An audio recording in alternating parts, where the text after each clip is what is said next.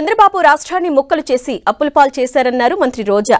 డబ్బులన్నీ హైదరాబాద్లో దాచుకున్నారన్నారు. హైదరాబాద్లో ఉంటున్న చంద్రబాబు చుట్టపు చూపుగా ఇక్కడికి వస్తున్నారని విమర్శించారు. నాన్ లోకల్ పొలిటీషియన్స్ మనకు అక్కర్లేదన్నారు. విజయవాడలోని తుమ్మలపల్లి కళాక్షేత్రంలో కళాకారులకు గుర్తింపు కార్డులను రోజా పంపిణీ చేశారు.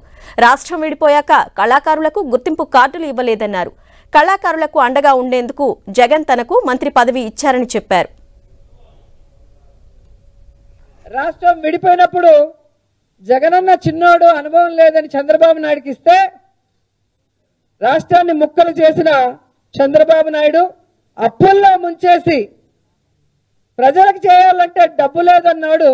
ఏ విధంగా వందల కోట్లు దోచుకొని హైదరాబాద్ లో దాచుకున్నాడో ఇప్పుడే మీరు కళ్ళారా సోషల్ మీడియాలో చూసుంటారు. మళ్లీ కనుక ఆ దొంగలు వస్తే సంక్షేమ పథకాలు ఉండవు, అభివృద్ధి పథకాలు ఉండవు, ప్రజలకి విద్య ఉండదు, వైద్యం ఉండదు, కళాకారులకి అన్నం ఉండదు. సో అలాంటి కష్ట పరిస్థితి మళ్లీ రాకూడదంటే ఆ దొంగలు ఎవరైతే ప్రతిపక్షాలన్నీ ఒక్కటవుతున్నాయో వాళ్ళందరినీ కూడా హైదరాబాద్ కి ప్యాక్ చేయాలని కూడా ఈ సందర్భంగా తెలియజేసుకుంటున్నాను.